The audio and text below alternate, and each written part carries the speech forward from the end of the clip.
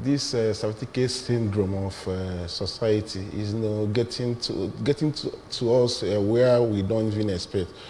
Because now before, because even self, we even use ebe I-1C we make some examples so that it will be clearer to people. Before now, but now all this came easily as no force. You will now have a certificate. So what I call is certificate syndrome. Everybody now kati certificate. So therefore it pushed people to just running a graph. That's at the tip of your neck. That is to say, in a amazing or magic name, or I had a professional, or I got to the extent of the highest level at that photograph. Open carpentry, very well, in the sense that when you start looking at the work the person made, you will be wondering how manage. You will see how is it maybe artificial or something machine created, but because no one different other careers, so that child how ability, then they start fixing them there, and when they fix them there, by the end of the day they harness the whole profession. Then it will be good for the society, because go university like that. So the society balance. Because go university, go a doctor, or a lecturer, or a teacher, no, everything balanced together, because God, destined talent here, and because they went there, they will grab something better. And when they grab something better, it will be of benefit to the whole society at large. Yeah. I think we'll have something like that here. I work well because I went technical schools where for the NAMO, electrical, electronics, for the NAMO, carpentry, for the whole lot of things. But at the end of the day, it's supposed to be a secondary school anyway. When they finish from the secondary school, everybody still wants to get to the university. Some don't even read what they practice here. Because, in fact, I don't know why it's like that. Okay? Yeah. Okay, that's the reason why I said what I said. Because that place, government meant everything. Government meant business. Controls everything. Controls everything. Once they reach that stage, in every profession, they go and flow. I train very well, so that you are there, and then you will be somebody who is already professionalized on that career. Or just half work, like you did mention about technical school now. I mean, I don't know how to say it. The government is not even supporting. No, the government school. Yeah, but maybe sometimes they will finish. They will not even put them maybe right way or more practical. Let me just say practical. Government supposing a big acquisition center, just like the way I did mention in a radio program. IMA acquisition center, skill acquisition center, in bigger, large form way. Maybe like a divide the Anambra, like how they are in zones, maybe 4 zones or 3 zones.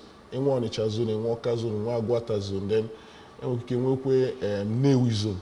So now these zones are a big skill acquisition center. Like what you say now, they go technical school and I go it's even at that place. Training, because practical aspect of it. Government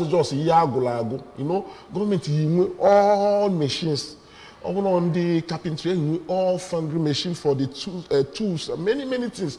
All are done in bigger way, in the sense that now, each other are there bam. Even here, they are maybe not some high institution. So that all those students who go see in a technical school, then they will see all those things practically. They practicalize it in the sense that how much does it happen in society when government can provide soft loans for them to start up? And when they start doing it and it become a tradition, you will see that now this youth crime will reduce because everybody's attention will be on it. That is to say, oh, you know, go see how on our banana that one. Before they may hit, now I will go pay master of him or herself, and then he starts from there. Then another state, if not, even this employment of 18, unemployment of 18, I was things of past because only a create you know, then it will reduce youth crime because technical school or secondary school if you are there because I can my assignments, my many other things, practical work, by the end of the day, they will master it and they will become whatever society wants them to become. And it will be good for society. I don't know why everybody wants to go and do government job. Government job of Odin Kanya na lawyer. I got a car out on a village. My man might be missing that day. You ought to go up once to come wine, not dodge because I'm expecting a law on Ega because of Blondiana on a TV. No, to a Irana TV, and a whole lot of things. Man, I watched, I'm going somewhere with this story because I watched one young girl. I feel I can't nature since I put on that. Watch Aqua Corner, Aqua, na Lagos Eba.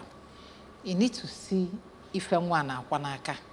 A young girl, I'm not sure she's up to 25 in Mayabus there. If you phone up when I call these celebrities, it may be a more Aquananki if you got 1 million on a master class. Wow. You pay 1 million, okay, well, more case I call to Aquananki. So we're going to be feeling a lot of all low Ibo one, a BJ, where jello. You got to go, oh, while go for one has to get 18 million, and I go. All these big governors, whatever, all these celebrities. If you're if we phone a design, a young girl, you want to go. So, I say, call you see, or Nyama or Mola call or go to our potassium jam call. The girl not control Lego, you full shop here na Leki. You want to go. But then, I don't know why our people are feeling that it's only when you go to school. Chila walking up by saying na cholo or na chotolo 15,000. I gonna pay 15,000 no one. Ozuro gija abamote jenya ball. Kofoza ifige li we go na big and a whole lot of things. And this is when you get frustrated now. You start venturing into prostitution for a woman and a man for other crimes. That is why we should address ourselves properly. Choi figalo. Okay, see when a village.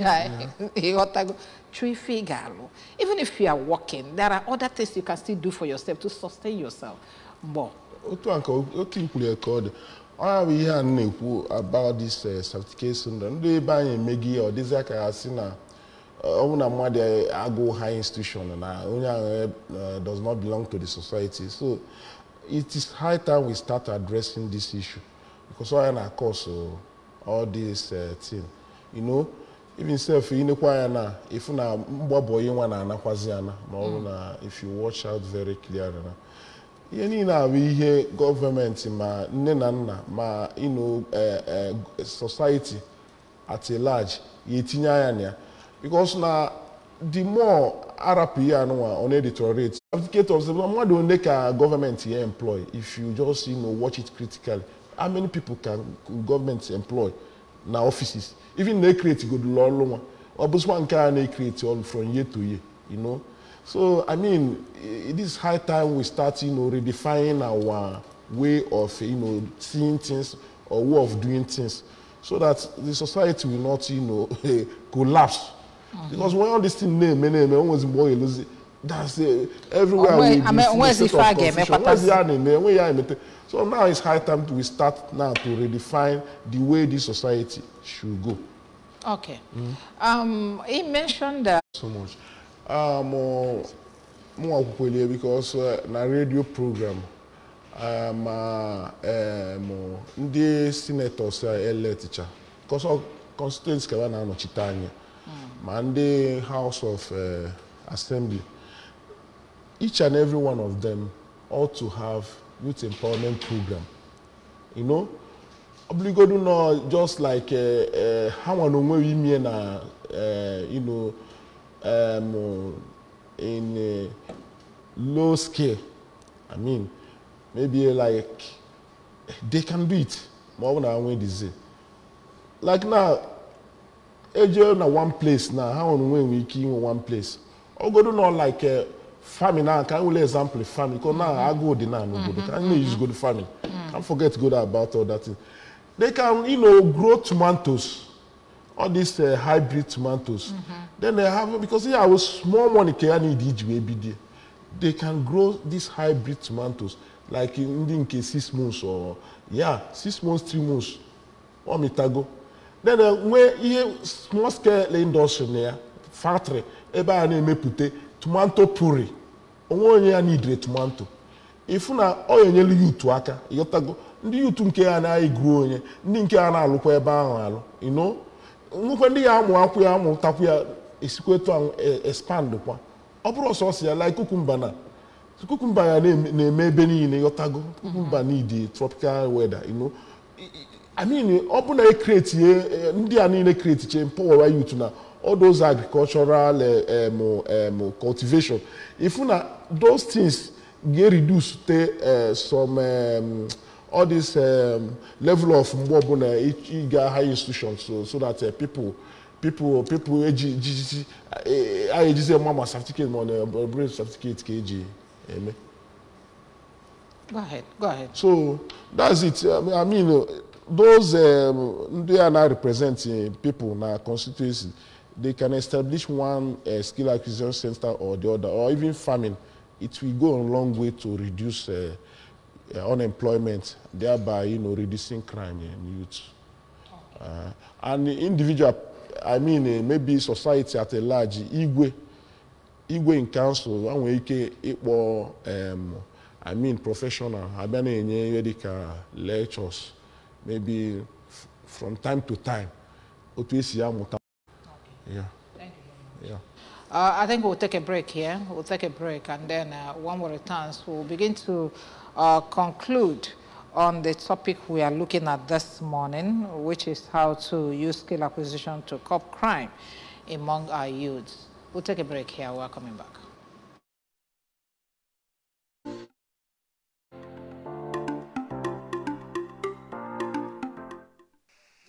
Acquisition will enable the society, enable them to be engaged in doing something gainfully. Because when somebody is not gainfully employed, the person will then go into crimes. So if youths are provided, if they have the skills, they will do that to do something, they will be engaged in that thing they are doing, and they will look away from crime. Handwork is too many, which you can just define.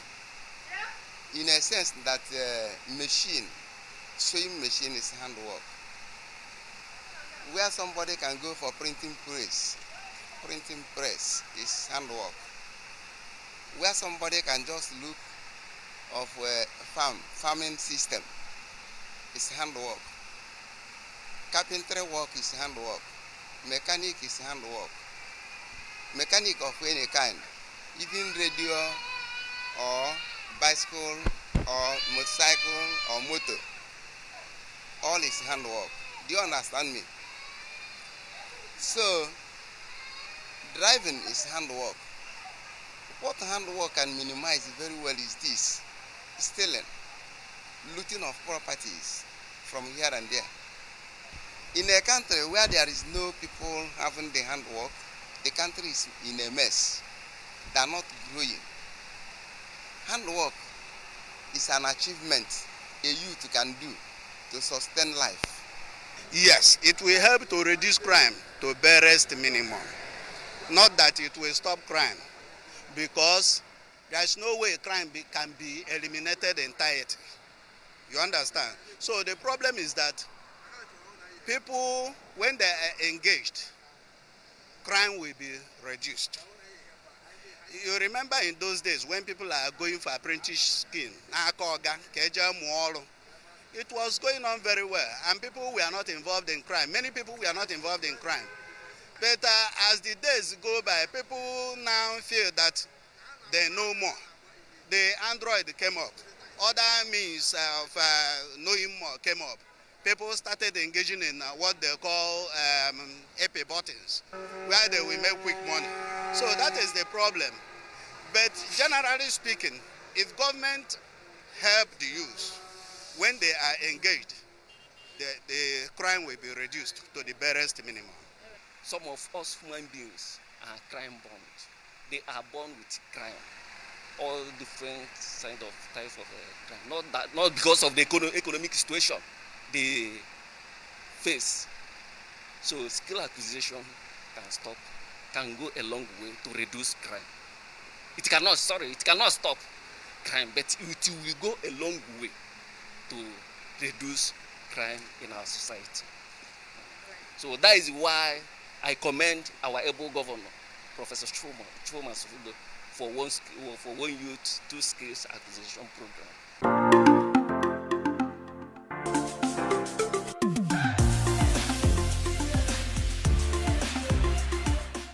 Ready for school? Yes!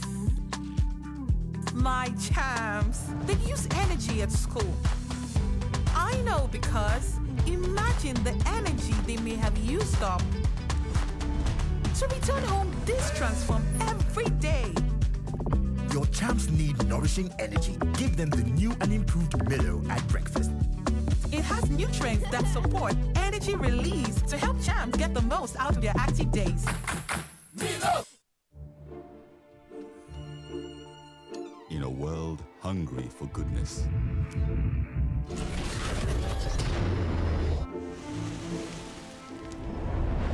with a splash of Golden Terra oil, a mom can transform a frown into a smile.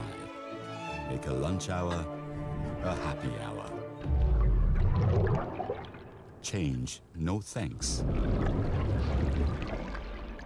into yes please. Provide care when our nearest and dearest needs it most. And resolve family feuds without blowing a whistle. Providing tasty, nourishing family meals is all that matters.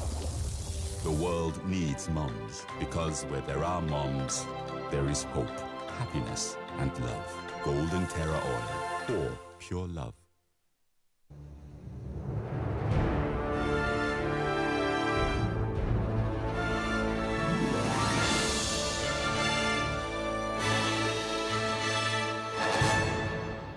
TerraCube is available in beef, chicken, jollof, and shrimp flavors at attractive prices of 50, 100, 200, and 500 naira. TerraCube, unwrap joy, unleash taste. Welcome you back. Yes, I still good morning, Anambra. We are trying to see how we can curb crime among the youth through skill acquisition. That's exactly what we are cut out to do today. And I'm still here with the SZGNDIBO I of Austria, His Majesty High Chief Felix I.K. Honora. I can Anambra. Yes, Kanye Malo Kaibaga Mayaka we prefer solution. Even though we're in a solution government. Kanye Malabag is still Kanye. Before then, let's look at this challenge, because now as in or something like that. So that all the skill acquisitions that government puts in place, Makane puts Kwanaga on, there are some youths actually participate. On reform na village no na eje ebu nni agadi nwanya si debe opu o ma fence ba na kitchen eburu nni elie nni esilesi. He's not doing anything. You put the onye ba nwotie gi femelo mmadaru iyotago enwe gobele aka we je go lifa na SSS. Man onwe provision for this government put in place for you to go and better your life. Fanare Mia, Kedifa game this kind of people in this society. Thank you for reminding me this. Imwana, sometimes ago, if you could remember, last 3 years of, or just say 4 years or 5 years ago, when the youth to be doing mess up, and really, I will never continue. Now that trend, I need one kale, just finish here. But grace of God. Ndi Igbo bekwazuka ihe a ha bụ, because ihe njichọ iwele this one wee bido ndị Igbo show restaurant mgba ịmụ mgbe ahụ ya na-akpọ ụmụaka abanye n'ihe a na-akpọ mkpụrụ mmiri mgbe ahụ ịma na society ọ bụrụ ndị nọọsụ n'ebe a ma n'ebe ma na ihe ala ma na Ọkịja ma na Nnewi ma na Ọka ma na Enugu Ukwu ma na Ọnịcha ma ebe niile Igbo dị ndị Igbo were fight ya that thing. I really commend the Igbo men and women, the society at large. Ndị Igbo tili aka kwee na the thing. Ihe mere ndị ụmụaka mgbe the thing wee kwụsị. Even ma ndị ka ifu na ihe ọwụ na ndị Igbo chọọ ha ga-akwụsị nwe. Ihe ọwụ na ihe ha chọrọ ha ga-akwụsị nwe. Ma ndị ka ihe a na-akpọ ya ma ndị na-elo elo ma ndị nke na-ese ese ejidewe mgbe ahụ ya gbuo inu. Ọgbakwa igbu onye ahụ just ihe eme ya ka alịma mma na ha n'ọdịnala Igbo.